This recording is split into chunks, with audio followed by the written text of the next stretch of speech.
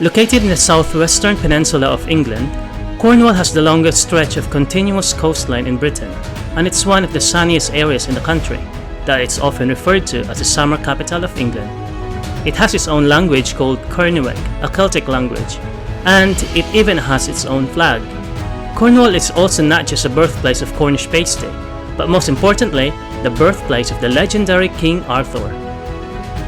With those facts in mind, we took a 5-hour train journey from London to Penzance. My name is Ryan, and this is our epic Cornwall road trip.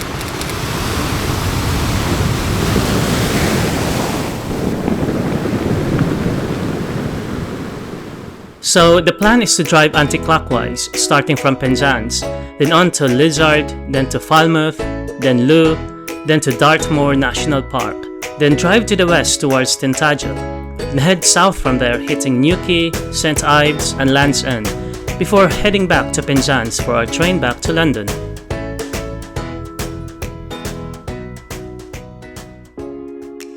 We arrived midday in Penzance and immediately checked out the beach. Looking at the beach on your left-hand side, there's a very imposing landmark. You can't miss it. The place is called St Michael's Mount. It's 4 miles away, but since it's a beautiful day, we've decided to walk it.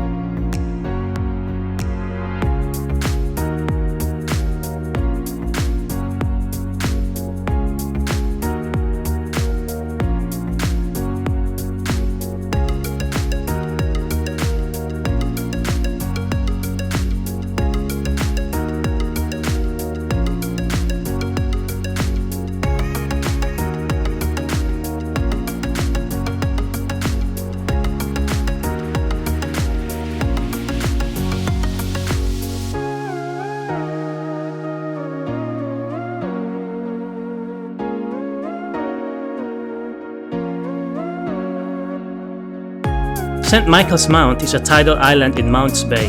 This means that during low tide, like it is now, it is connected to the mainland by a causeway. You do need a ticket to get inside, so keep that in mind when visiting. But as you can see, there's a castle on top of the hill, and I've been told that there's also a chapel and a nice garden inside.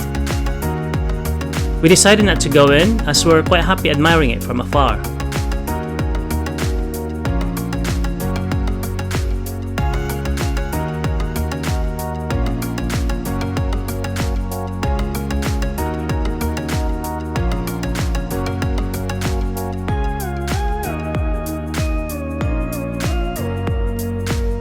If you've been following this channel, you know that I love visiting vineyards, and luckily, just about 20 minutes walk from town is a vineyard called Polgoon. It's a relatively small vineyard with 17,000 vines.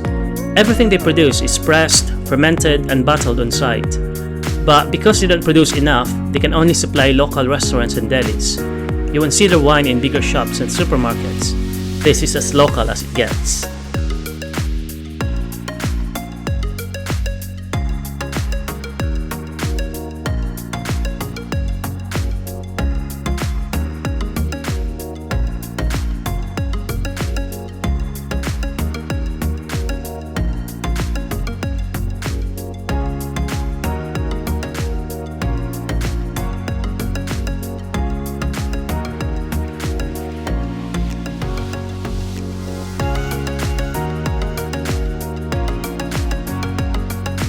Back to town, and we're heading to the most highly recommended pub in the area. It's called Dolphin Tavern.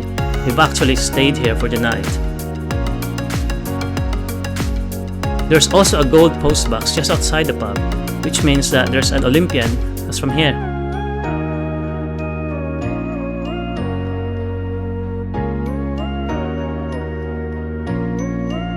Over 1,000 years ago, a chapel stood on the headland west of the harbour, giving Penzance its name, Penzance, which is Cornish for Holy Headland.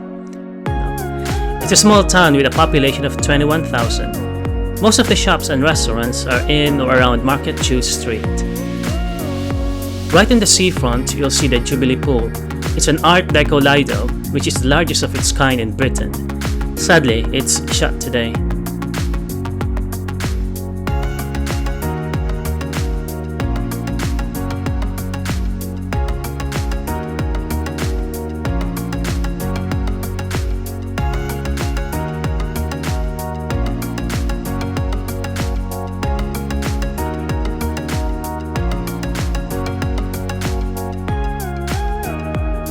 think this is where I end today's video.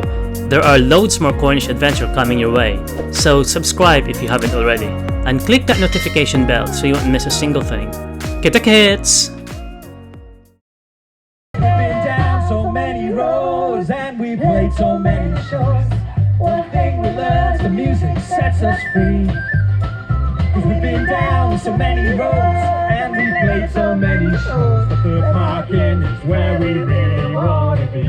Making music in our city by the sea. Making memories in our city by the sea. And making friends